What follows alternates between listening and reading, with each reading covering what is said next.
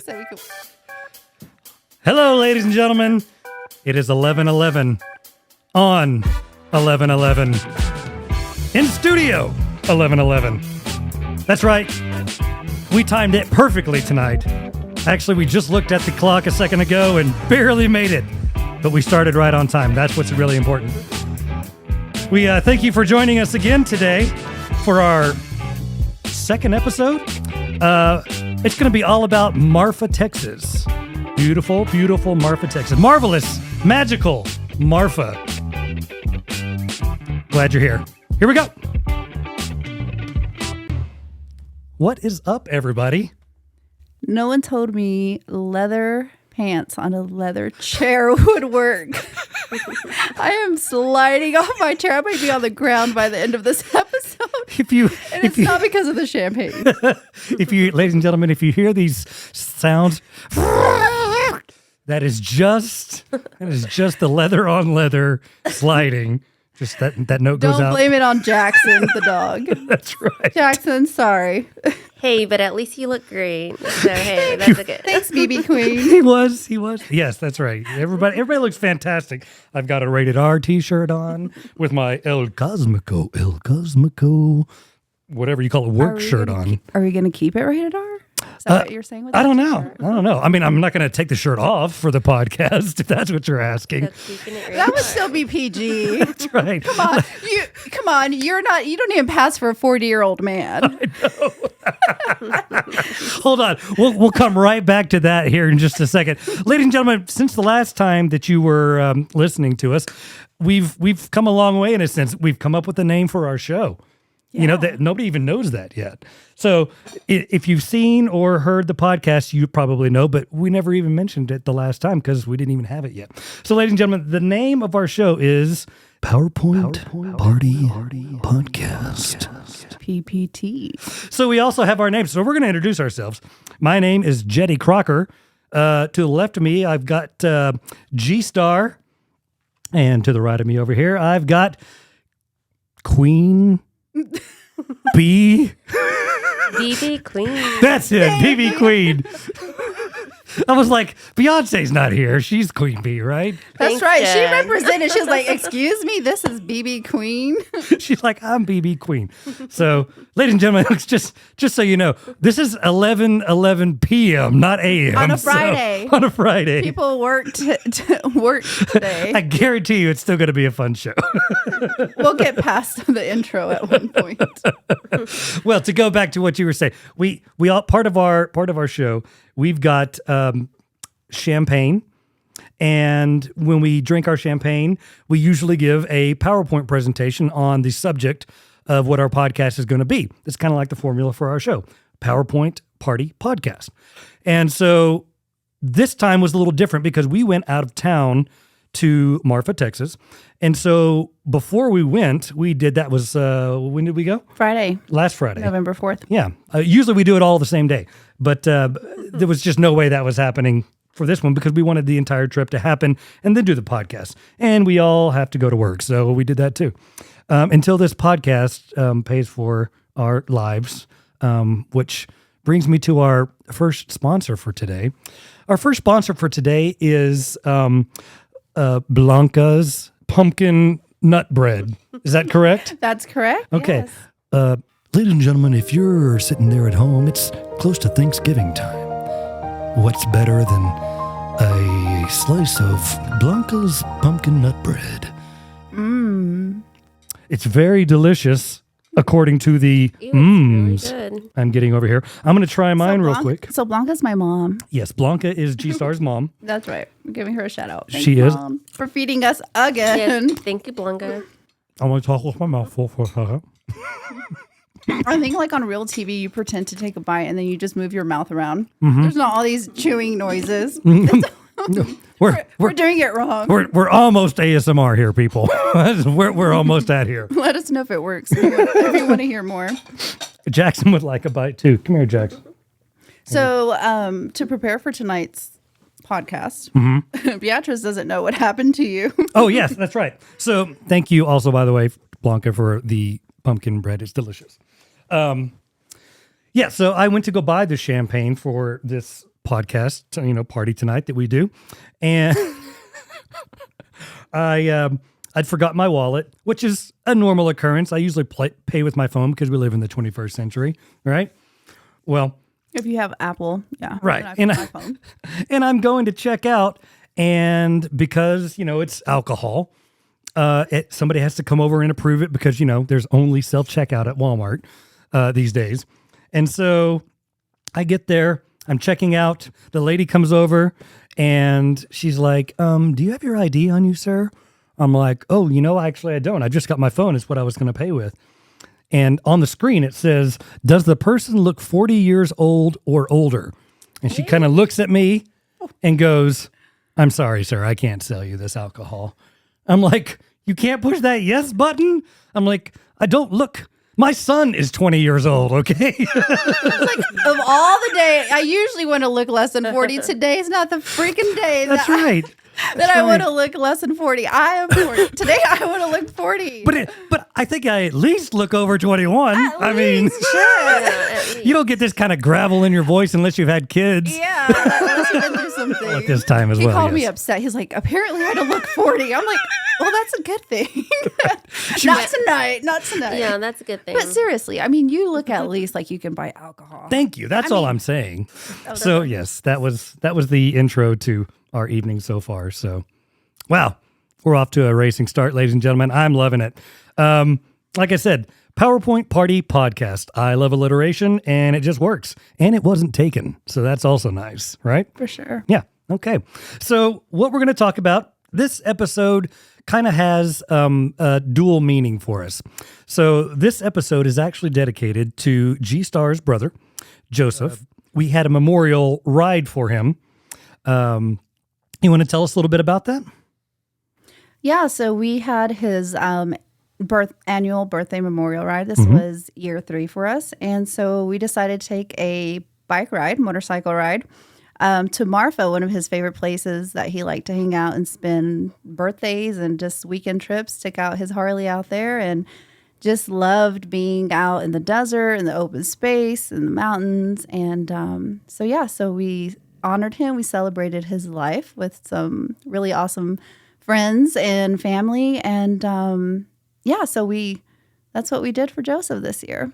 It was a really fun experience to be a part of. We were honored to be there. So thanks for inviting us and taking PowerPoint Party Podcast along for the ride. So hopefully to all the listeners that I know are listening that were in Marfa with us this weekend, hello, and thank you for listening. So we actually decided to do the podcast on Marfa because Marfa has been up and coming, has been featured in Vogue. It's been featured in just countless magazines. Pop culture. Yeah, for sure. Episodes of The Simpsons and other things like that. Right. But Jed, a native to Odessa, had never been to Marfa. He's been as far as Alpine, but never made it those extra, 23 miles to Marfa. It's like I made it this far. I guess I'll just turn around now. Yeah. And so Beatrice was very, very close to Joseph as well. And since we were all part of PowerPoint Party Podcast, I was like, you know what? We should do it on Marfa. It's an interesting place. Jed's never been. He can learn some more. That's right. It fits into our PowerPoint Party Podcast formula. So that's kind of how that came about. Well, it was a magical weekend. And once again, yes, thank you for the invite from you and your family. And yes, I'm really excited to learn and to hear what Jed's thought was actually about Marfa. So many times you pass by it and it looks so desolate and you don't really know the magic of Marfa unless you actually dive in and you walk around, you walk into the buildings, you people watch. I mean, it's just a really great community, and I don't think we even touched the tip of it, this weekend, but it was so much fun. And so it's like I was telling you, you can't do it in 2 days. You really can't. Which seems weird Which because yeah, it seems ridiculous. Like, oh, don't blink your eye. You're going to pass Marfa. Right. No. Jed said at one point he was overstimulated, and I laughed. And I was she just did. like, is that his ADD, ADHD? Like, Right. He's overstimulated. Like, you didn't take your pill today or what? right. No, it's just But I get it. I do. it's like those nesting dolls, but you keep opening them up and there's another one and another one and another one. Russian dolls, right? Right, and that's kind of what Marfa was like to me. It's like every place that you went to had even more stuff to. Oh, you're like, oh. Mm-hmm. So I mean, it was a lot of fun. I'm sorry I laughed at you. Because then I started to think, and I was like, oh shit, maybe I was overstimulated too. But I had been there so many times. I'm about to say you've been there so many times, right? So we broke down Marfa for our PowerPoint party. Do we want to go in the order that we gave our presentations? Sure, we'll just keep it going. I don't remember who went first. It's been a week, and I've slept since Well, then. that would be me. Okay, so you went first. So why don't you tell us a little bit about your presentation? So, okay, we're like, Marfa.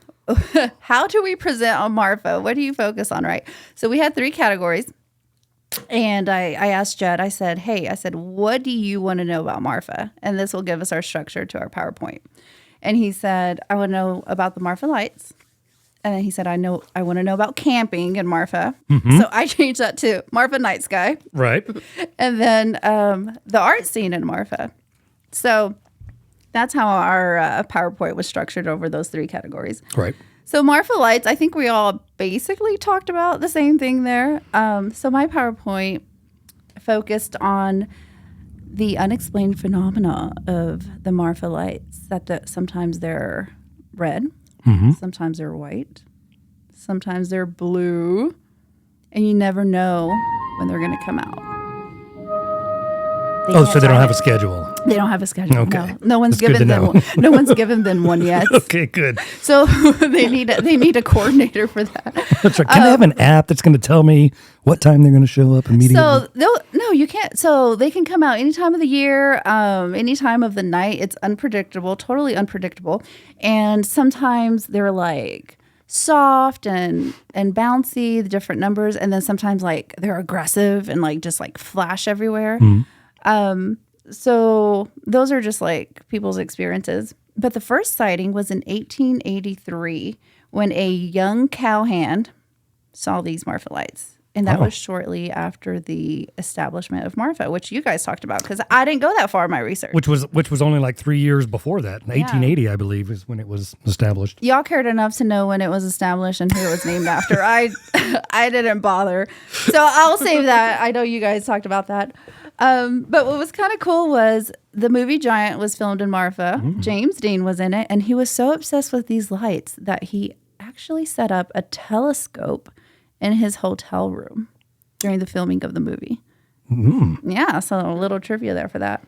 And then there's this NASA astrophysicist, maybe I made that up, aerospace engineer. And We're going to fact check you, okay? No fake news here. Yeah, shoot, I hate this podcast stuff. Please, maybe I need a fact checker. Fact checker. Shit, say that 5 times fast on staff. Who's paying for this? That's right. Again, we need a lawyer in the family, just like our last episode. Beatrice, have you been on that? How's that coming along, BB Queen? Hey. Any callers, any listeners? We requested listeners our last podcast. Oh, that's right. That's right. I needed a lawyer friend to get me out of jail. Thank God. Oh, guys, I did not go to jail since our last podcast. That is very good news. Very happy to hear that. So Beatrice, no one's called about. No, I haven't seen anything. No one's been at our phone line. Our phone lines are Nobody's not lighting up rushing. right now. Yeah, nobody's rushing to save us. All these other lights are lighting up, but our phone lines sure aren't. So no, this is true. James Bunnell, he was an aerospace engineer, graduate from Marfa. He had a theory, and he thought that it was underground friction that produced electromagnetic light above. But once again, his theory hasn't been proven. So, but he's written 4 books about it. A lot of scientific data collection there to try to figure out what exactly these lights are. So no one knows. Interesting. Yeah. And then the other one was part of my PowerPoint was the night sky. So I talked about how it's part of the Greater Big Bend International Dark Sky Reserve. So it was really cool to learn that it's an international partnership. So it's first of its kind, and it protects 15,000 square miles of the night sky from like light pollution. Wow. Yeah. So it's an IDA certified reserve in the world. And again, it's the first to cross an international boundary. And part of the Marfa Night Sky, it's a neighbor nearby, Fort Davis. They have the McDonald Observatory. Mm-hmm. Really cool little place out there. UT Austin does research, and they are a partner with the Magellan Telescope in Chile, South America. Chile. Yeah, so that's part of the Marfa Night Sky, and it's so cool.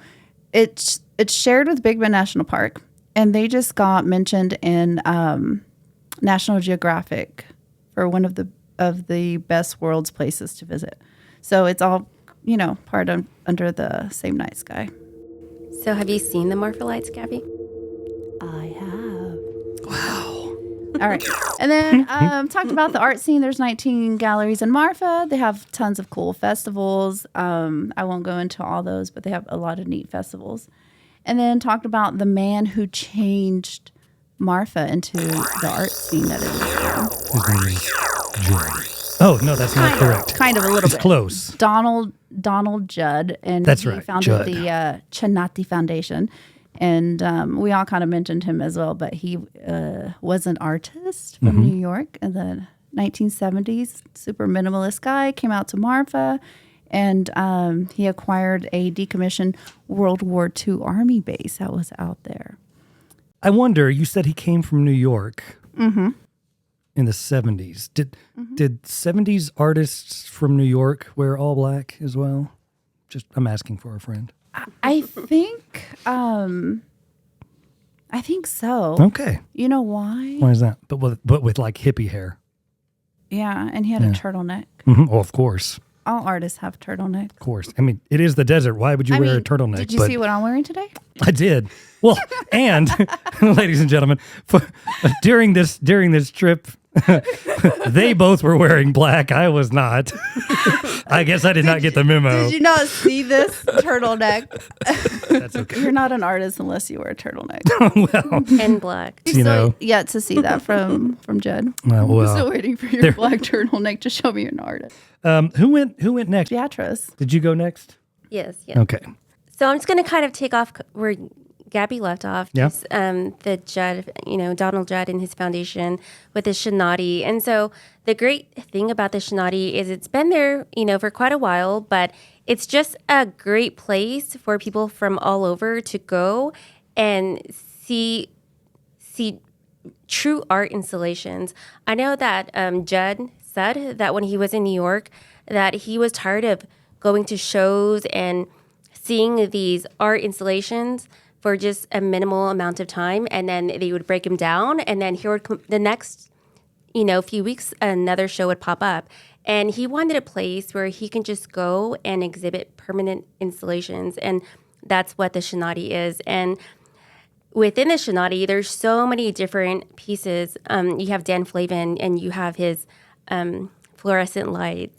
That was really. We got to be careful when we say Judd and Jed. Because I was like, Jed said this about New York. You don't remember? Okay. The Judd. Clearly you weren't. Donald, DJ. Clearly you weren't DJ. listening when I was Yes. spouting off all this info. And the fluorescent lights, yes, Right. yes. And, that exhibit is, it's really neat because you can see it from different angles, and there's different places where you can see them. And so as you're walking, it's just kind of like a light tour. Right. And of course, Kabakov is my favorite. And within that, she's from the Soviet Union. And she has a display of a schoolhouse, and it's very disheveled. There's dirt on the floor, and there's there's different pieces of just chaos all over, and every single piece has been placed there intentionally. Which it just makes the beauty of the art itself. And so it's always just a joy to go over there. And every time I go, I've always felt a different sense of, just being in the moment and appreciating, what legacy he left behind. And, within that as well, you're able to just tour Marfa and see so many different pieces of art. And kind of just like what Jed was saying earlier about the overstimulation, I know we were driving around and everywhere you looked, you saw murals. You saw murals in people's garages. Yeah. And then you turn the corner and then you'd see another mural. And I've been to Marfa many times. And every time I go, I love it. But what I've noticed is that each time I go, shops have closed down and new shops have opened up. Mm-hmm. And you see... You never know what you're going to get. Yeah, you see restaurants that you've never, popping up. And then you see restaurants that you wanted to go to. Mm-hmm. And, it's vacant. It's a vacant building and there's a for sale sign. And so the cool thing is you never know. And every time you go... there's new treasures for you to unveil. Right. It's almost like it's not the same place twice. Or you're like, shit, I can't get my favorite grilled cheese sandwich. Dang it. Oh, the food there. My goodness. Or fun. Pizza. Yeah. Right. Yeah, exactly.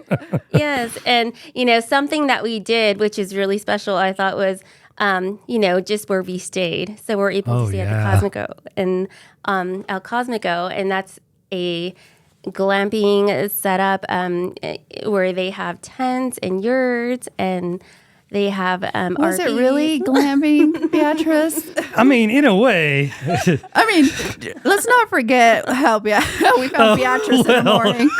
Yeah. The first I night think that's there a was misleading statement about glamping. I mean, I've been camping many times and there's not even a sense of heat, So the first night we stayed, I sit in the safari tent and I did not know how to use my bed warmers. And there was a freeze warning. It was a freeze, people. I was so cold, like shivering all night. I was texting you guys. I was like, who's out of bed? Beatrice was like, I'm already putting on my makeup. Jed and I were the smart ones.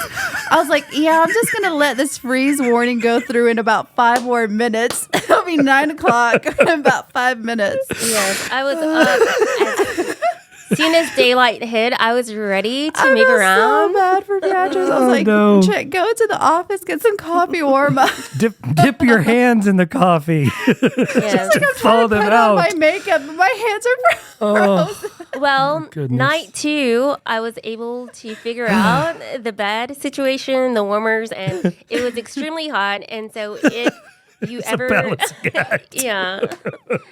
So overall, it was a great place to stay if you're actually smarter than the bed, right? And you know how to turn it on. Well, just to throw some more visual out there, it was already dark. Okay. Yeah, we got there like after midnight. Yeah, so it's not like we were figuring all this out in daylight or anything. No. Sorry, Beatrice, I thought you had it. Yes. But overall, it was a great experience. But I'm gonna let Jed go share his talking points. I like the part about what we talked about when it was established in 1880, where it got its name. So it got its name. There's many theories, but got its name from one of the theories says it was named after a railroad commissioner's wife. What was it? Railroad something's wife. Somebody that worked for the railroad that's higher up that can have the kind of clout to name the town after his wife. Yeah, whatever that would be. Right? And they named it Marfa because Marfa is Martha or something like that in Russian. Very strange. But apparently that one's been debunked. And what it really came from was a Jules Verne novel, which the name escapes me right now. Do you remember the name of it? Michael Strogoff. Yes. Do you remember? That was the name of the book? The novel. And there was a character in there named Marfa, correct? Correct. Yeah. Marfa Strogoff. Not Stroganoff. Marfa, yes. I did say Stroganoff, didn't I? Marfa Stroganoff. Creator of the delicious beef dish. No. But apparently that's where it got its name. But I think that's neat because I love Jules Verne, He's got, you don't know? You're not a Nope, going over my head right Never. there. not a fan. Never heard of Jules Verne? No. Oh my goodness. He's like the I feel like I It's need the to age go figure it out now. I'm younger, remember? science fiction writer. Okay. Yeah. Oh, that's why. Yes. Sci-fi. Mm-hmm. Yeah. A lot of the stuff that he talked about in some of his books, I have not read this one that Marfa's based off of, the name Marfa's based off of, but in some of his other books, he made these predictions like what kind of thing we would go to the moon in, and this was back in the 1800s Oh, dang. when he was making these kinds of He's predictions. on to the future. He really was. I mean, he's credited with a lot of that stuff. It's really neat. That's why I was like, wow, Jules Verne. But so I like how the name has that association with him. I like that these movies were shot there. So we were talking lots of pop culture references. We've got The Simpsons. They've been featured on The Simpsons. They've been featured on King of the Hill. But movie wise, the most famous one that they've filmed there was Giant, like we talked about with James Dean. And they've got an exact kind of like replica of him. And Like the movie set? yeah, the Elizabeth movie Taylor? set. Elizabeth Taylor, thank you. Elizabeth Taylor and the car. I have to make a confession. I've never seen the movie Giant. I know that's... I have, but I don't remember the car. I mean, maybe I have, but it made no impact on me. And I You're live in the West Texas. movie guy. And I'm a movie guy. I know. That's like the I know. third movie that I'm like, you're a movie guy and you haven't seen that. I'm taking your credentials away. I don't was think telling so. Jed, you can go to the Hotel Pisano and watch it. It's playing all Oh, yeah, day, that's right. every day. It was really cool. So There's there you go. you can I sit there and actually watch did it not know in these very that. comfy chairs. That's cool. That's That cool. was- I learned something about El Paisano. But more recent movies that were filmed there, which I also have seen, were No Country for Old Men and There Will Be Blood. There Will Be Blood. You have to say it like that. No, that's just how you have to say it. And there's been several famous people spotted in Marfa. Didn't you say? Who? Beyonce's sister like bought up Dollar General or something and had money left over. Queen Bee? Oh, wait, I mean, BB Queen? Yes. Somebody had said on there that Beyonce, they spotted Beyonce in Marfa, but she was shopping. They spotted her shopping at the dollar store, the Dollar General, because that was the only store that you could go to. I just love the juxtaposition of Beyonce going in there with probably 10 grand on her arm, on her watch, shopping at the Dollar General. Take Woodby. I'll take one of everything, and then I'm going to buy one of everything for the person behind I'll me. buy the town. Oh my gosh. Yeah, And I so think Matthew it was really good. McConaughey. Oh yeah, so the place that we were eating at, the breakfast burritos that were as big as your Marfa's shoulders. Burrito. Yeah, what was it called? Marfa Marfa Burrito. How could I not Super remember nice that name? lady. I don't.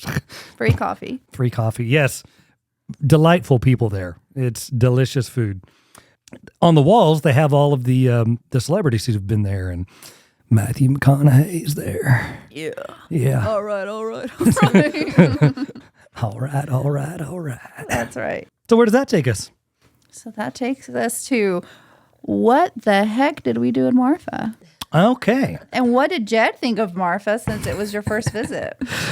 Well, I feel like I've been talking nonstop for about 15 minutes now, so I'll That's let it. how I felt about my presentation. I was like, I'm not even going to tell you what festivals there are. 19 galleries. Let's go.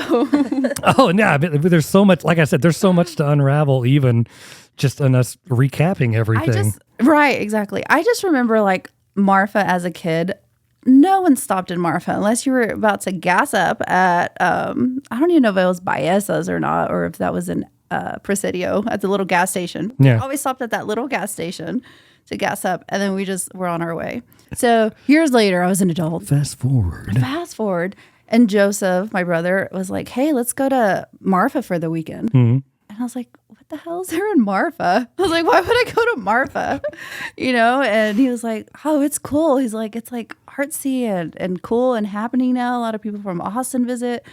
And I was like, okay, like I gotta check this place out, And that's the first time I met Beatrice was on that trip. Oh, And so I cool. had asked Beatrice, I was like, well, when did Marfa get all cool and artsy? And my brother had been going there for a while, and he had never told me, hadn't invited me or anything.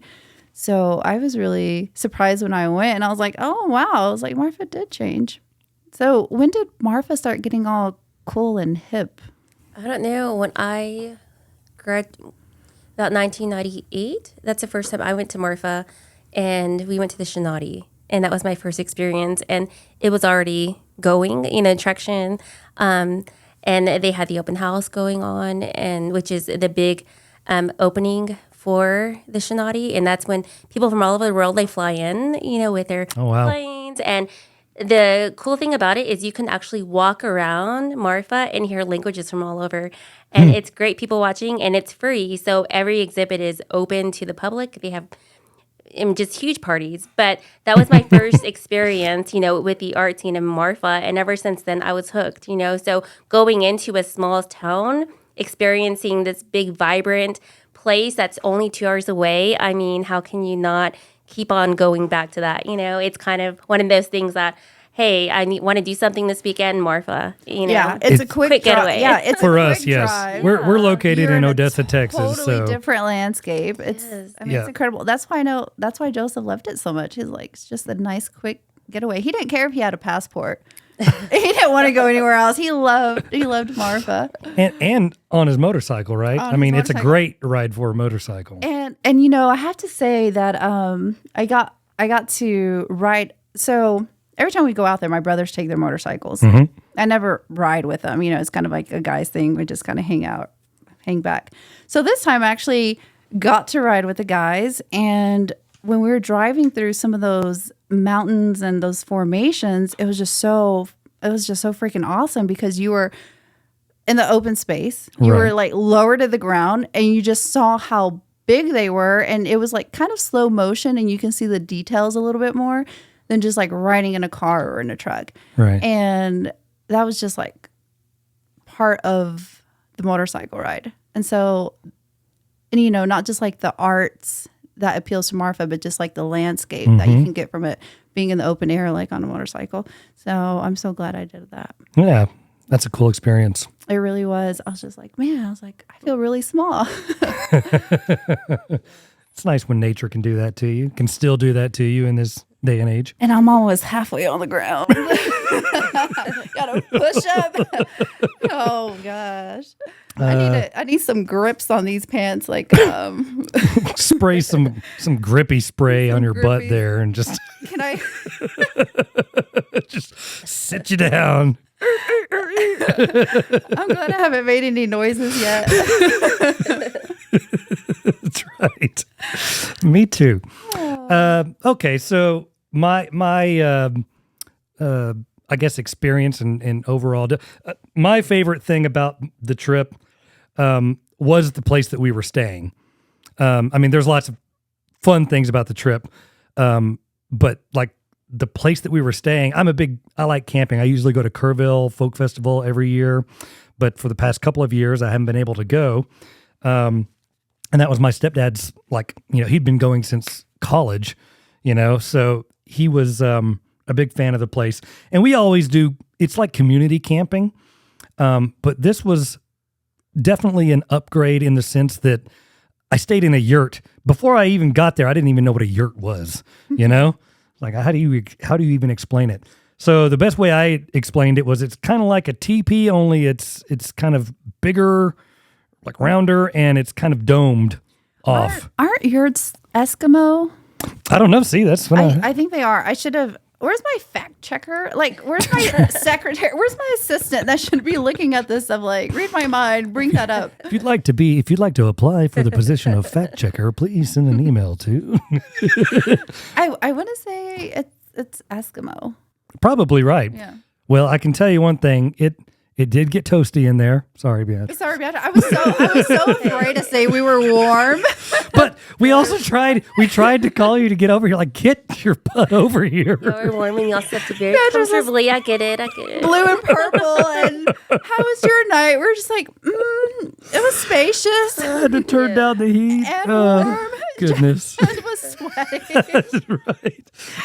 Sweating in my yurt. I mean, I wasn't the only one in our group. No, it was like No. half and half. And so I felt, yeah. Half the guys I were was okay like, with that. best sleep of my life. It was awesome. The other half were like, Beatrice. One slept in his truck.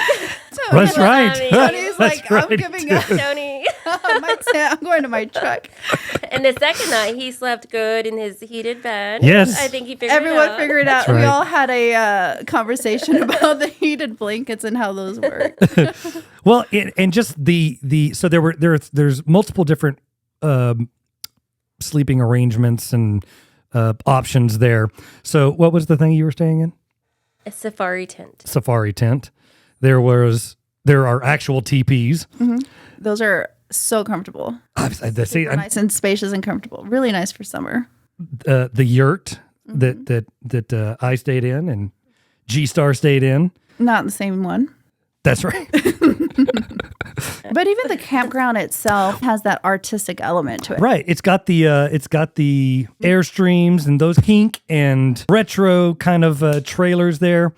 And I don't know. Like I said, I've been to many a campground. This was the cleanest place. Yes. There was, and they put a lot of work into making it that way. And how quiet it was. But it had a good vibe. It was like a good quiet. A good quiet. Correct. It was. I've turned off my phone, and this is the kind of quiet that I like. It was wonderful.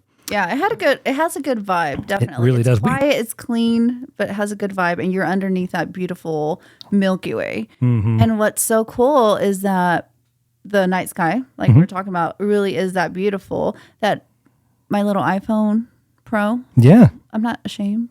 I take good pictures on it. If anyone wants to donate an iPhone 14, because I'm still on the 11 Pro, Yeah, we got to upgrade our I'm a little equipment. embarrassed. That's I right. take good pictures. Yeah, like I was able to capture the Milky Way on Yes. my iPhone. Right. Yeah. It's the night sky is amazing there. Now, I will say, I know we're probably going to talk about it here in a little bit. I did not see the Marfa lights, No. but we didn't go to see them. Like, I guess there's a viewing that was my area. fault. Well, no. I'm just saying, like, we got there. It was already midnight whenever we arrived on the campground. Gabby passed by it. It was like 1 in the morning. Say it as There was a freeze warning. It's a free I probably warning. didn't know about it beforehand until the morning. But it was chilly. But it was chilly. I had 2 guys behind me following me. Yes, they were friends. They were just 2 crazies following us. Were they in vehicles or were they just running? They were right behind me. And I don't know. There's just not a good sign. I'm not sure. But I missed the viewing area, the Right. pull out or the pull in or whatever he said. Don't ask him. Don't ask him where the pull out is. He didn't know. Hey, Jed didn't know. Rated R shirt there. Okay. And I'm not Jed even the didn't one. know. Jed didn't know where the pull out was, so he Goodness. couldn't guide me into anything. Not. So it was dark, and I was driving fast, like speed limit fast. And I was like, "Oh my god, there it is!" And I told y'all, I was like, "Look, are they out?" And I just turned my head. I was like, "Nope, don't see them." So I kept going. That's right. That's right. So I did try. You asked if I wanted to turn around and go back. I'm like, let's just go. I was like, "Do you see them?" Oh, no one Right. saw them, so we just kept going. So no, we didn't. But- the first night we didn't see the Marfa But light. once again, so that was the first night. We didn't get to see him the second night, but it also we're wasn't busy. a thing. Was like every time went by so fast because we did so much. Exactly. And we were having They're a little bit outside of city limits. I mean, it's not Yeah. far, like 9 miles, but still, it takes time to go out there and Sure. try to see them. And the second night, it was more cloudy, anyways. We were out having drinks at what was the name of the place Well, you I just looked said? at the schedule and they said Marfa lights wouldn't be out tonight, so that's why Oh. we didn't go. Okay, well there you go. Yeah, That makes sense. that's what happened. Sure. She called the Marfa Chamber of Commerce and, Yeah, they posted it. hey Tony, are they going to be out tonight? He's like, I don't know, man. I don't know why he's stoner. I'm just, I don't know Tony. I don't know Tony from Chamber of Commerce. Oh shoot! It's a character I'm making up, ladies and gentlemen, on this There slide. is a Tony. of the Chamber of That's right. We're not implying anything. This is made up. Please don't fire Tony. Look, Jed, what's wrong with you? You tried to get me in jail. Now you're trying to put Tony. Now you're trying to fire Tony. Dude. Maybe I want that job. Okay, maybe I want to live Quit there, getting Marfa. people in trouble. I'm not getting now people the in poor trouble. Walmart associate. She's from Odessa. It's never ending. Oh, you were quick on that. You're ready. Okay, there is no Tony from the chamber. There's no schedule. But yeah, I didn't get to see them, but that's all the more reason to go back again. Because I definitely need to go back again. And I love, you mentioned it earlier. I love the fact that there's so little light pollution and that's not an accident. It's on purpose. So you want to hear something funny about light pollution? No, I don't. I don't think Beatrice does either. No, she's shaking her head. No, Okay. just kidding. Oh, Go ahead. real quick. It's still tied into everything. So Fort Davis is. Of course, I want to hear it. So Fort Davis is actually part of the same night sky. Uh-huh. Marfa's little neighbor over there, where they have the McDonald Observatory, Right. Mm-hmm. and they have star parties. So if you're Star looking, parties sound fun. yeah, they're so fun. So if you're looking for something really cool to do, I am. go to the star parties at the McDonald Observatory. Have you been? No, Beatrice? I have not. Okay. Sounds like another podcast trip. Sounds like another podcast trip. Yep. So I went out there with a friend, and they lecture you over, or they give you like an overview of like the different constellations and point them out with their little laser. And they have like 10 or 14 telescopes, and a lot of them are privately owned, which is incredible. And then like if you're at Prude Ranch and you're out like on the little hills, maybe doing the sleepy horse ride, where old horses try and shedding their hair.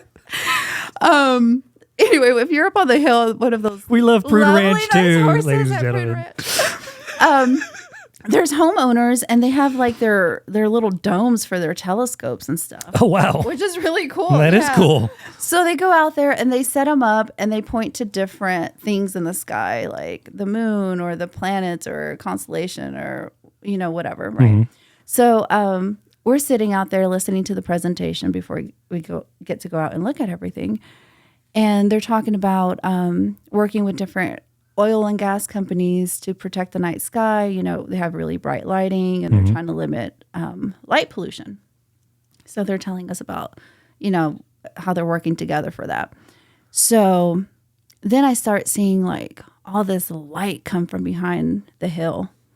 And I was just like, God dang, I was so upset. I was like, this light pollution, these companies, like, I was so upset about the light coming up. I was like, ruining my star party. I got passionate all of a sudden. Well, the light keeps coming up, keeps rising and rising and rising. What's the freaking moon behind the hill?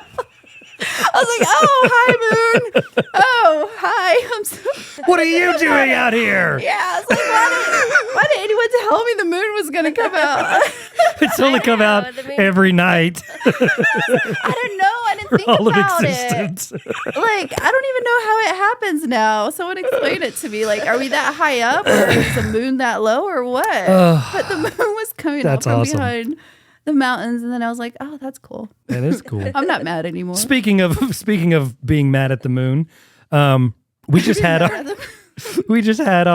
I'm going to tie it together. Angry moon, red moon. We just had our last blood moon, which was a lunar eclipse, right? Lunar eclipse.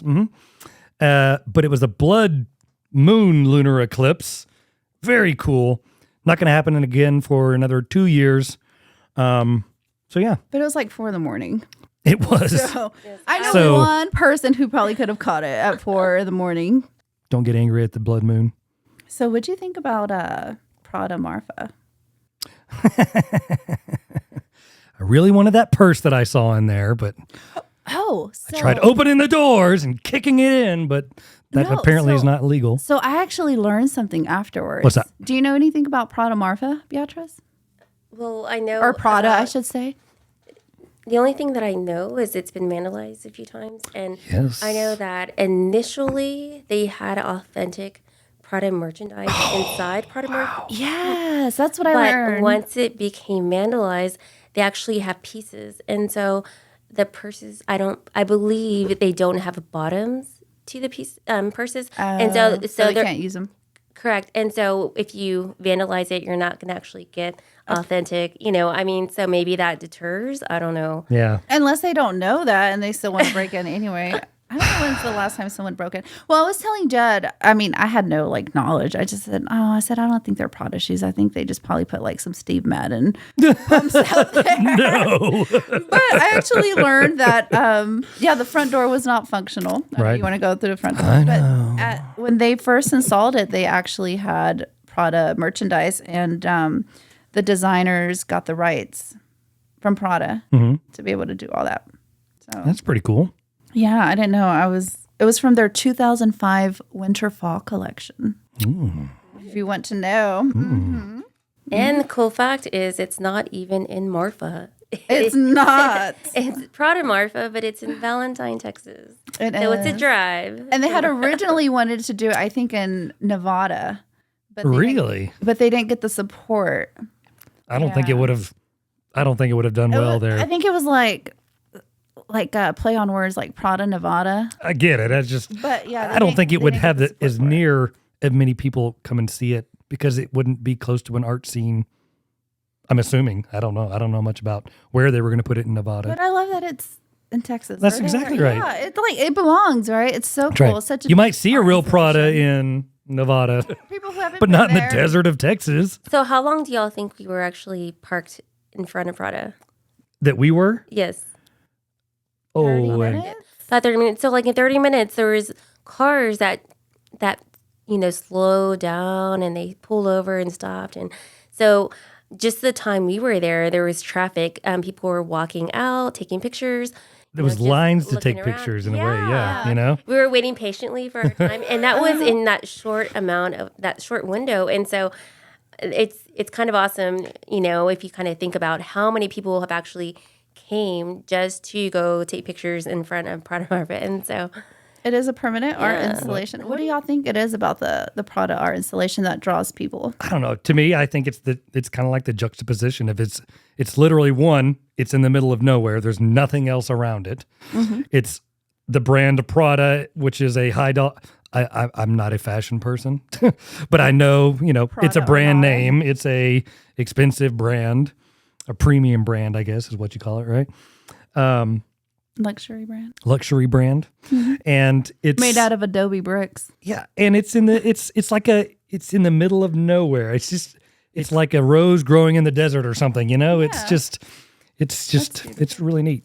I think it's I really didn't cool. know it was actually made out of Adobe, I didn't know that. which makes sense. I don't know about the artists. I have their names, but I don't really know their process or anything. But it's so fitting to that area. Sure. Because if you think about the homes that were built in Marfa, so close to the Mexican border, Adobe homes, Adobe Oh, okay. mud bricks. So I don't know if that was intentional or I'm sure to make it fit in. to even make it then, fit in, right? but still stand out because it's a Prada store. Yeah. Yeah, I think it's cool. So pretty interesting about Prada. What I also thought was neat was the fact that the different types of people and the different types of photos people were taking there. Now, I know none of our listening audience really necessarily knows this about us, but we're all photographer people, we try to throw a whole bunch of things up to get a bunch of our pictures because that's just the way our brains work. But like there was a couple that came that had I'm not sure if it was a vintage one or if it was a newer one, Airstream, but that's what he wanted. He wanted his picture. Airstream in the picture of like sitting right beside of or a little bit in front of the Prada Marfa exhibit. I would never even thought to Put your Airstream. put your Airstream in there, but it's perfect. That's great. We should look up like the hashtag like Prada Marfa or something and just see what pictures. well, That's there's true. horses. There's pictures of horses, Horse and, trailers. That's- motorcycles, and so I just think that's the fun part about it is you can go and get a different picture every time. It because it's art, it Just becomes kinda- its own canvas Yeah. to which you can then, just like we did, How many Prada Marfa pictures do you have, Beatrice? Probably. Well, I think that was maybe the fourth or fifth time that I've gone. And I have a painting that I got from the Alpine Art Walk a few years back, and it's one of my favorite pieces of owls because But again, it's just a symbol of Marfa. So when I look at it, I just think just one of the happy places. Yeah. Yeah, that's what it brings. I think it brings a smile to people's faces because it's like, hey, you don't expect that unless you know it's there. I didn't go there and look inside. I mean, I did, but I didn't go there and be like, this is fascinating, just, it was just like, it is what it is. And then we started taking all these kind of fun pictures in front of it and using it as I love the photo that you came up with where you're like, I want to be like I'm hitchhiking and have the Prada store in the background and I'm across the street. And the sun was working in our favor where usually it doesn't in this kind of, yes. Yeah. So we took some really neat photos like that. And I had to run off a Suburban. yeah, you did. And you also told people, hey, can y'all move out of the way? Because y'all are in the reflection of our windows of Prada. No, that was the Suburban. I was like, where they parked. That's right. yeah, That's right. where they parked, where You're like, they're the reflection. Can you move, please? Yeah. No, I said, hey, She said it very nicely in this. I said something like, hey, I said, your Suburban's going to be in the reflection of the storefront if you care. That's right. And they're like, oh, we care. Yeah, and they did. They were one of the people that brought out the tripod. a real tripod. Now, our entire trip, as much as we are photographers, You had like 20 suitcases of equipment. We had a Brahmin tripod. I think that's okay. Professional equipment, all these suitcases, and what did we end up using? well, just to backtrack there for a second, Nope. we didn't bring any of those things with us until I remembered that we had the tripod still in the back of the vehicle. But we didn't have an iPhone mount until I remembered it was in one of the little cases. Anyways, so what we used for 99% of the Thanks to my time. quick thinking MacGyver skills. Got those from my dad. What was we used a purse as our tripod. Backpack. Thank you. It was a purse. It is. What is it? What did you say the brand was? A Brahmin backpack. Yeah. See, y'all know what that means. I do No, not. they're not a sponsor. No, they're not a sponsor. But please, if you would like to be a Yes, sponsor, please. Reach out. Hey, it's versatile. It's, Right. It's a tripod too, We- not we- just a purse. that is right. I was shocked really how well it worked out for us, and in such crazy terrain. So stiff. It's a stiff bag. It is. It can weather the Marfa sun, and we got some really fantastic photos from it. So kudos to them and to G-Star for her quick thinking there. So that. And for having carried it with her this entire time. So have you heard of the term? Maybe Beatrice has. Rasquache? Rasquachismo? No, Beatrice isn't that Chicana then. So we basically got all rasquache with my backpack. That's as right. a tripod. Tell us what the definition means. Well, it's kind of like if you're Chicano, you know. You know, right? But Okay. I will. But you know what? This is actually a good segue into something. Okay. So I'll come back to rasquachismo. Rasquachismo. Rasquachismo. Oh, look at that. Say it again. Rasquachismo. Okay. I hear your Mexican side coming out now. So do you remember Cheech Marine? Mm-hmm. From Cheech and Chong. From Cheech and Chong. Mm-hmm. Born in East LA. Dave's not here. He's become quite the art collector. Yeah. Yeah. Have you heard? And artist. An artist. Mm-hmm. Beatrice, did you know this about Cheech? Yes, he Marin? actually came here to Odessa. Odessa. Mhm. Oh. Yeah. Yeah, we missed that He had a exhibit. show. Or did you go see it? I did go. Awesome. Oh, that's cool. I didn't That know is that. cool. So he has become really art buddies with I'll say a friend of mine. Sorry, Josh. I don't really know if you consider yourself my friend. But he's actually Beatrice's cousin, my friend's son, That's right. who is an art collector at the Smithsonian in Washington, D.C. Yeah. So yeah. So anyway, he and Cheech did a podcast at the Agave Festival in Marfa, which is one of the festivals they have yearly. Yeah. All agave. You went to it, didn't you? I did. That's with what I thought. Francis With of Francis. all people. Same person. Yeah. This is her son that we're talking about. Yeah. So Francis, my friend, Beatrice's cousin, has a son named Josh. So he's an art collector at Smithsonian in Washington, D.C., and he got close with Cheech Marine over art, and they did a podcast over art in Marfa at the Agave Festival. Again, really cool little festival, how agave ties into science and food and spirits and that kind of thing. Anyway, they talked about Rasquachismo art portrayed in Marfa. So, what is it? That's what I was asking you. Yeah. So what is it? So it's kind of like you just take anything that you have and make something of it, kind of like repurposing, Upcycling, yeah. recycling. So it's kind of like work with what you got. work with what you got. It's kind of like MacGyvering. I like that. I It's like kind of it. like a Mexican version. Mexican MacGyver. A Mexican MacGyver. Exactly. So That sounds like a TV show I'd watch. So it's kind of like, let me get that leftover bathroom tile, that leftover kitchen tile, and I'm going to make a mosaic of the Virgin Mary, throw a tire in there somehow. We have a shrine. I love it. So that's Rasquachismo art, right? Yeah. And so, they're like, well, is it tacky? Is it defiant? It's kind of some of the things that they talked about. Right. But if you think about Marfa, I mean, do you think you saw some of that? Like even at Planet Marfa? Sure. It's that Rasquachismo art. Rasquachismo. And my dad used to call me Rasquache when I was a kid. Rasquatch. Why don't we make that your name? here on the show? I don't know, Dad. Are you trying to say like I'm just pieced together? Like a Well, it's recycled? What are you trying to say, Dad? It's like I was telling you when you were explaining what it was to me yesterday. I was like, okay, so I have my Mexican grandmother who I refer to as Meemaw, and she would make something. We used to go over to her house for lunch, when we were younger, and during the summertime, we'd go over there every day.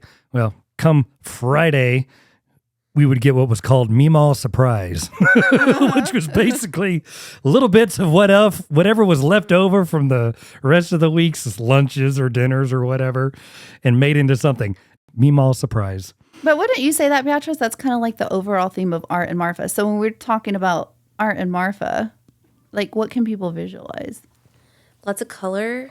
I think lots of just visually stimulating installations. I know that they have cars that they smash. And so if you can go in to that gallery and you can just see all of that repurpose, all those pieces and all of those colors and, how they are combined together. And so I think as you drive around Marfa, then you spot lots of treasures. And so you can see things. And if you think of Marfa as a whole, there's a lot of old and there's a lot of new too. And so it's kind of like Marfa in itself is, pieces of different.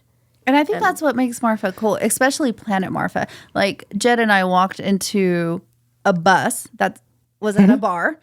So there's a bus at a bar, but it was like repurposed into a teepee into a lounge. So it was cool because there's like half of the school bus in the bar courtyard, but you can go in there and just chill. Same thing with like Food Shark, the falafel bus. You can go in there and dine inside the bus. And that's what Rasquachismo art is. And they had delicious nachos too at Planet Marfa. They did. That sounds so good right now. So good, I know. I know part of their secret ingredient, by the way. I won't go there, but serve it after midnight? I can. No, I mean that's their secret ingredient. That's part of their secret ingredient. When they brought those out, I think it took us, less than 5 minutes to There were devour like them. 6 or 8 plates of them. And they were all gone, yeah. And they were just so simple, but man, they were so good. Delicious. Yes. Now I know I just so loved them. Great weekend. It was. So we spent a majority of the day at, what was the name of the place again? Shinati. Shinati. Thank you. Yep. And it is, how would you describe what the structures are kind of like? I mean, you said what it was earlier, that it was a What was the exhibit? The installation. It works in concrete. And so the way that he placed them Who's out, Donald Judd. I was like, who's he? Judd. Donald Judd. Judd, not Jed. Judd. Judd.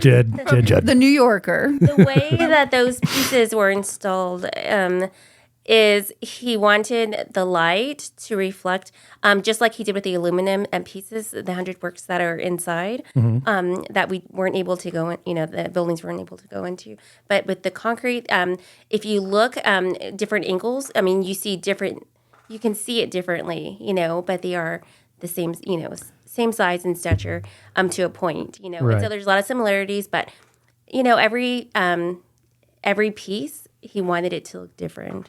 So what it reminded me of whenever I first saw it was on playgrounds, they used to have these cement cylinders that kids could play on and through and all that kind of stuff.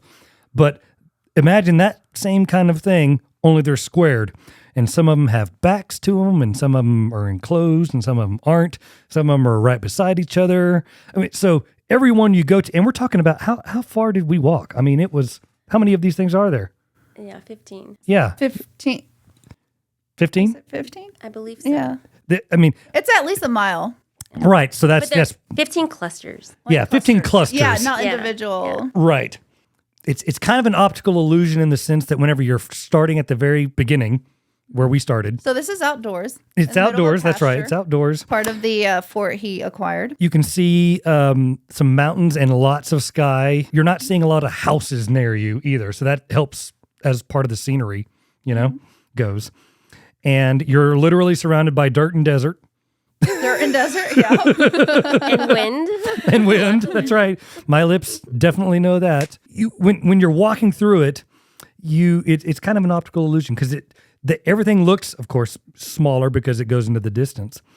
But you really don't have an appreciation for, one, how big they are, and two, how creative you have to get with what he was working with, And some people hate it or love it. I don't think there's an in between. It's either you hate it or you love it. But and don't you call- get it and don't call Josh about it. Don't call Josh about it. He's gonna hate me on this.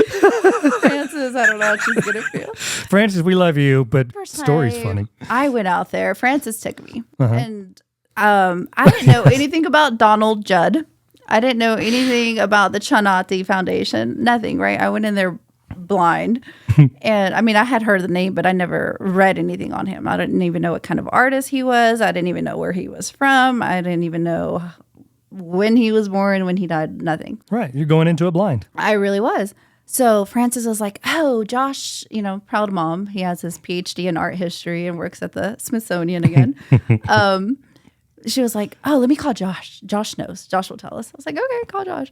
So I just wanted to know, what was Donald's inspiration? Usually an artist will tell you, their inspiration or why they did Give me some something. base level information. Yeah, right. That's all I wanted. Oh, man, Josh got so upset with the question. It was on speakerphone. He was so mad that we asked. He was like, I don't know what to tell you how to feel or think. You just feel what you feel. And, he just kept going on. I was like, whoa. I was like, Francis, just hang up. Just hang up. This is not what we were asking. I was like, I'm sorry I asked. I was I'm not like, telling you to tell me how to feel, how it's supposed to impact my life. I didn't even know what it was titled. I didn't even know anything. And we were asking for level 1 information, and you were already at 11. So that was my first time. What did you want to know? You guys, when you first went out there, what did you care about? Did you want to know what you're about to see? Because they're just boxes, cement boxes in the middle of nowhere. Did you ask questions before you went into it? Or was it? So the first time I went into it, again, it was open house and just people were just walking around the whole, all of the grounds. And so I think each time I go, I I experienced it differently. This was the first time I've actually walked around to all of them. I've never done that before. I've gone over there and I've seen it, and I walked back, to the barracks, and then, that's how some people felt. They just walked past them. So we're like, oh, now we know how you feel about this. Right. They didn't even care to stop anymore. They were just like, get me out of here. We literally stopped at every single one. Yes. Every single one. We walked around, and it was really nice. And that's why I believe that you can go and experience the art different ways each time you go, just depending on the day, right? And so it was great to do that, because I honestly think that if we had tickets to go inside to do the interior tour, I don't think we would have had that experience outside, and so it's either or, in my opinion, Sure. Really enjoy everything outside, or, we were halfway through it and we were already 2 hours in. All of our phones were dying. They were all low battery. I mean, how many pictures did we upload? Well, that's what I was going to say is we had to cut it short. We were there 2 hours. We were halfway through, and it didn't take me that long last time. I was done in like 45 minutes. what it did. Just inspired us to start taking pictures. And that's one thing I noticed about the other people who were there viewing it as well and walking by. I didn't see anybody else taking pictures. Yeah. I mean, maybe they did, but once again, we took one at almost every single one. And for us, it seemed twofold creative in the sense that it's like, okay, well, how can we be creative in this space that he's provided for us?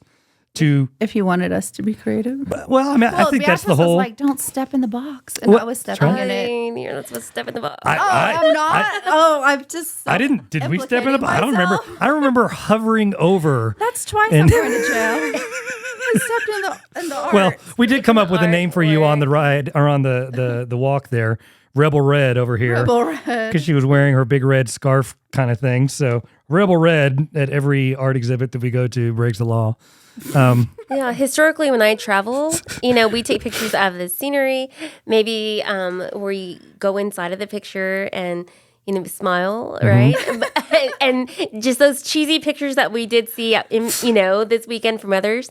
But the fun part about this trip, and again, thank y'all so much for inviting me, but was just the fun artistic lens that we gave it. And it's something that I really needed. When I came back, I kind of felt energized. And when we saw the picture, and inspired, yes. I was very out of my element, because I am an introvert, And you were with Rebel Red. Yeah, and then I was like, what am I going to do? Okay, just go along with it. And I did, and it was fun. Yeah, I think the first time I was saying, okay, they're coming. I was kind of on guard, right? I mean, I'm sure you noticed that. She was look at one point. Then people were passing and watching, and then I was like, okay, I don't even care, And once I kind of let my guard down, I just had fun, and so that's cool. Yeah, and you had some great photos I didn't know there. That you were stressing out over there. I'm just stomping all over that place. I know. It's because y'all were in the boxes. Get out of the box to make her. Well, get out of the boxes. We were treading lightly. That's the best way I guess I can describe it.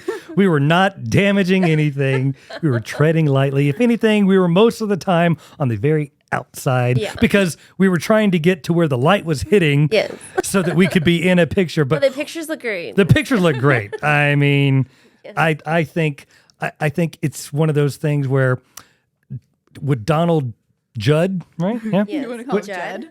I know. I almost did. I think it wouldn't be his rule to, don't step inside there. It's don't damage the things. Don't graffiti them. Yeah. Don't do these kinds of things. Let them be a blank canvas for you to be creative in, or if you just want to view them, view them. Well, you want them to withstand time too. Correct, right. So that's part of, I believe, that rule, Sure. It's like the Tower of Pisa. Everyone's stepping on the steps, and now they're like indented. Yeah. Right. Yeah. All that way. So I'm sorry. So that's the thing. So it's either like, Don't step in the boxes, people. yeah, step outside the box. Think outside Think the box. outside the Don't box. think inside the box. Now we know where the term came from. Donald is so smart. That's right. It originated in Marfa. Outside the Marfa, box. Texas. Another creation from Marfa, Texas. Oh man. But it's kind of like Josh said, you either like it or you don't. I can't tell you what to feel. Right. right. But and I understand why a lot of people are like, what is this? Why am I looking at this? Like anyone can do this. But I think, just my opinion, that the art installation, it worked better in a medium of photography. So I know you and I talked a little bit about it last night, Jed, how I think that installation worked more in a photography medium because, like you were saying, Beatrice, we got to be creative and we got to see art through a different lens. So I like seeing the installation through a photo lens or my iPhone changed the way I saw it. It became more neat. It became more interesting to me seeing it that way, photographing it Absolutely. with people. The than way just that- seeing it through the naked eye, it changed everything. And the way that light was hitting things, there was stuff that was open in every single kind of direction. So it's made to kind of play with the light that's coming from the sun and whatnot as well. But shadows, you get these sharp shadows and sharp light things Certain that would come into corners. box that Yeah. would make these kind of triangles, these corners and all that kind of stuff, which when you're looking at it through that, like you were saying, through the iPhone lens. I enjoyed it more, honestly, through my camera lens than just Right. my eye. Right. And that's how a lot of photographers will you see it through the world of the lens. And that's where people can become creative because you're blocking out the rest of the world. You know, I'm not trying to give a photography lesson here, but it's the same thing when you do video. That's what I miss about the old days when you had when you had to actually cover up your eye and look into the viewfinder to film stuff because it blocks out the rest of the world and you're literally living and creating in a small box. So I appreciated the concrete works more that way the second time. Yeah. Well, what a genius, though, of him to place them that way, to have those sharp lines Right. and have those shadows. You know what I mean? Because everything is It wasn't an very accident. intentional. Right. Correct. Exactly. And if you think about it, think of a winter storm. Think of, the night sky, the sun rising, the sun setting, just the canvas as a whole. So you can go and get pictures from the same angle, and those pictures will look so different, and because they are outside, and right. the backdrop is, the earth. And so I just think, extreme genius. It really was. You do have to give them credit. Now. Now, Now. I guess we'll give him credit. No, it's Now fantastic. you're flushing. So, I don't know if it's y'all may know this. Is it open at night as well or no? It is not open at night. They have hours, so that they do shut it down. But as 'Cause I think far it'd be as fascinating to time see it. going at night, I don't. Yeah, I think it'd be fascinating to answer see that it question. with moonlight doing those same kind of yeah. things. The entire town is almost zero light pollution, especially around the areas that we were at. Yeah, that'd be really cool if they have night parties. I mean, And you know what I'm saying? Yeah.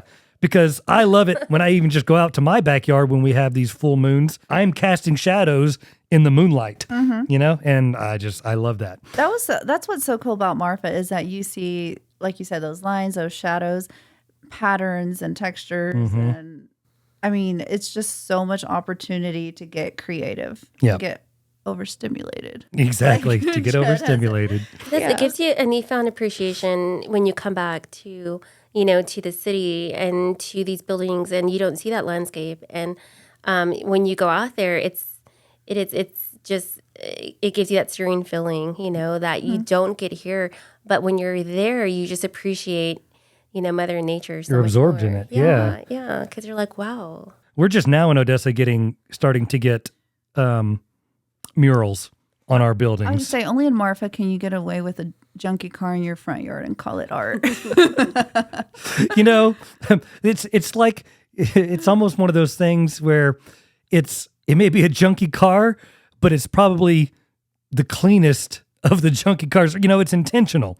Right. It's not just somebody's got their car with with on with no wheels and on cinder blocks or whatever. No, it's making a statement. It's a piece. It's It really is. It's not somebody just leaving it there. And to spin off of that, only in Marfa, fun fact, only in Marfa can you buy a 2-bedroom, 2-bath, 1,559 square feet house for $725,000. What a bargain, y'all. What a bargain. I forgot. Beatrice did talk about that in her PowerPoint. Yeah. Yeah, What's happening out there with property taxes. Yeah, and I just, went on realtor.com last week, and then that's what I saw. And very basic house. I mean, not a house I would look at. I looked at the exterior and no yard. They need new paint job. Mm-hmm. I didn't even dig into the inside, and so a house that needs you don't work. even know if you have to remodel it at $729,000. Yeah, but you just would have because of the location. Exactly, but you have to put some work into these houses. Yeah, people do it, and when you walk around, you see some really beautiful homes. But you see them paired, next to houses that have aged, And we even saw like the repurposing of buildings that were like old gas stations. I love that. I love that. And somebody's house is that now. Houses. Yeah. Before it was didn't you say it was a pizza place? One of these gas stations was a pizza place, and it's something else now. An art studio. But we went and, by the way, ladies and gentlemen, to tie into our first podcast episode that we did, we saw a huge mural in Marfa of Frida Kahlo. With the fat nose. With her, she had I wish they made it just little. Yeah, her nose was off. less of a mustache and not so much eyebrow. So I mean, it was art. It was a balance. But there was people living next door to it, in a gas station converted into a house. Really cool. I'm sure they have people pull up all the time. We were like, sorry, we're just going to take our picture. And they were just like, whatever. That's the magic in Marfa. Like, if you actually just slow down, well, and then it depends what time, because, they're like Spain, like siesta hour, weird hours. Marfa time. Marfa time. The day went by. We were there for how long at taking photos? 2 hours. Yeah, it did not seem like it was 2 hours. No, we were halfway there. That's a credit to the town, is that I'd never felt bored.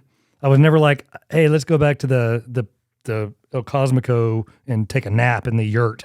It wasn't anything like that. It was like, where are we going next? Let's go look through the yurt hole. That's right. Let's go look through the yurt hole at the moon. It's like, no, we'll do that later. Yeah, and we didn't even get to enjoy the hammock grove or anything. I know, we ran out of time. But talking about, we have to give a shout out to your brother. Xavier. Yes, along this trip, he made fantastic food for us. And he was very gracious the entire time. All the people there, like I said, very welcoming group. So thank you to your brother and to everybody there for making us feel welcome and for telling fantastic stories. I mean, everybody had stories. It was so much fun. And so it was just neat to be a part of that. Definitely. Yeah. Cool. We hope you enjoyed our show today. We're going to try to put some stuff on YouTube. So you'll be able to put some faces to some of these stories. And once again, today's show is dedicated to Gabby's brother, Joseph. And we're going to end the show with one of his songs. He loved to play guitar, loved to write songs, loved to sing songs. The phrase, keep your boots on. Yeah. Right? Keep your boots on. Keep your boots on. Well, it's his way of, you never know when you have to help someone. You always want to have your boots on, ready to help. It personifies Joseph, Exactly. I did not have the pleasure of meeting him, but, through the stories I've heard through y'all and through everybody else. So today's show, we're going to end with one of his songs. Can you tell us the name of the song? Oh, man. It's one of my favorite songs, and it's called Little Darlin'. Little Darlin'. That's Little right. Darlin'. Thanks again, ladies and gentlemen, for joining us today. Instead of our normal outro music, please enjoy this song by Joseph Granado. Thanks. She drove an 85 Bronco and parked next to me. It used to belong to her daddy, and so she belonged to me. Took her out by Pump Jack on a cold winter night. She fogged up the window sheriff's lights. Yes, sir, I love her. I want to make her mine. She's my little darling, my honey bun, my sugar pie. She went off to college. I stayed here and worked the rigs. She questioned if I loved her. I had to prove to her I did. So I asked her daddy if I could have her hand. He gave me his blessing. He couldn't ask for better man. Yes, sir, I love her. I want to make her mine. She's my little darling, my honey bun, my sugar pie.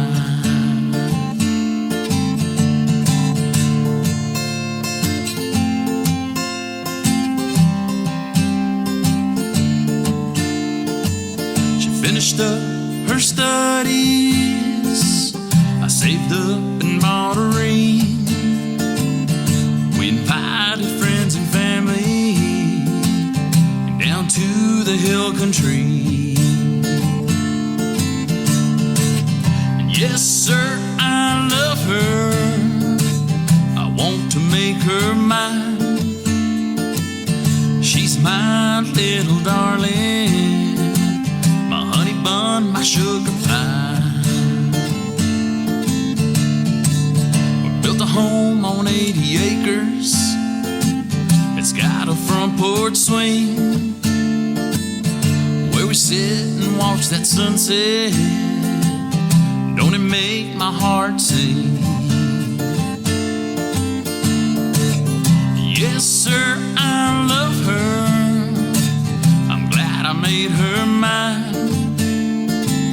She's my little darling, my honey bun, my sugar pie.